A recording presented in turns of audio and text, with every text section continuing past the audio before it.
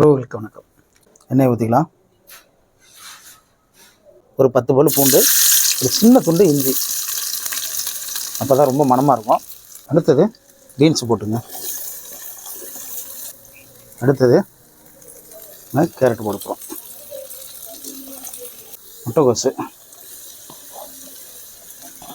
கொஞ்சம் உப்பு போட்டுப்போம். அடுத்தது சோறுலாம் கலந்துட்டு அடுத்து உப்பு போட்டுப்போம். மிளகாத்தூள்.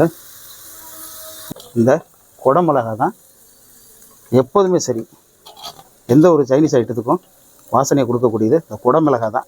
அடுத்தது நம்ம அந்த சோறை கலக்க போகிறோம். 3 பேருக்கு சொன்னோம் இல்லைங்களா, 3 பேருக்கான சோறு. நம்ம காரத்துக்கு மிளகுத்தூளும் போட்டுக்கிறோம். நல்லா கிளறி விடுங்க. அவ்வளோதாங்க. அப்படியே எந்த ஒரு கெடுதலும் இல்லாத குழந்தைங்களுக்கு அடிக்கடி கொடுக்கக்கூடியதா